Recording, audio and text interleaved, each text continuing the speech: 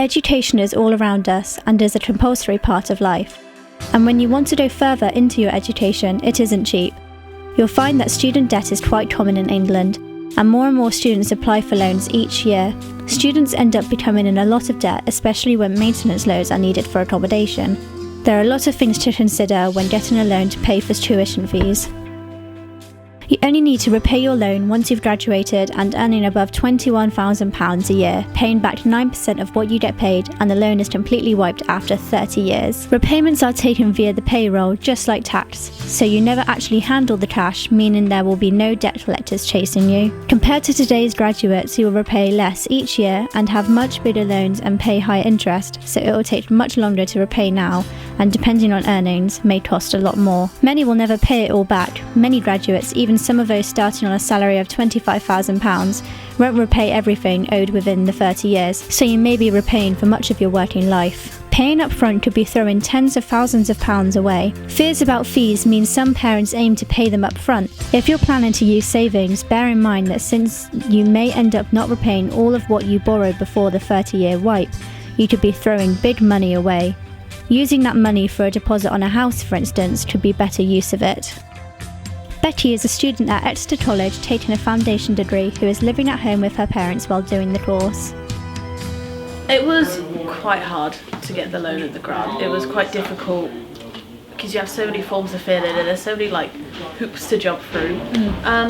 But in the end it's definitely worth it. However, the process of getting it, they don't like to make it easy for anyone, I don't think, to get the money at all. A lot on travel. Mainly I use my money on my car to get into college, and I pay rent, but only £30 a month, so it's not a lot of rent. But yeah, mainly my car and travelling and petrol and food. Did you apply for the grant for a reason? I pretty much did it because it's free money at the end of the day, isn't it? And I didn't think I would get it, but I did somehow. My parents had to do a lot of the form filling in because it was very, very complicated.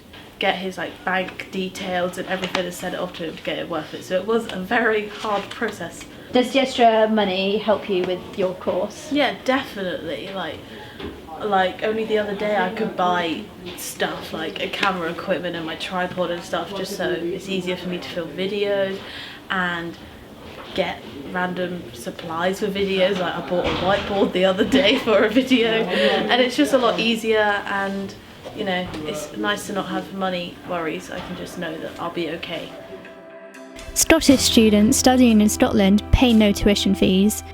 Northern Irish students studying in Northern Ireland will pay a fixed price of £3,805 in 2015-2016.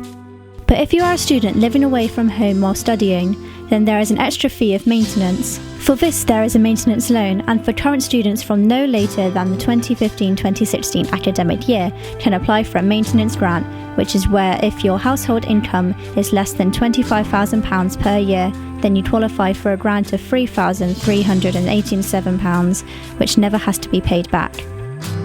Ellie is also a student from Exeter College taking a foundation degree who is living away from home.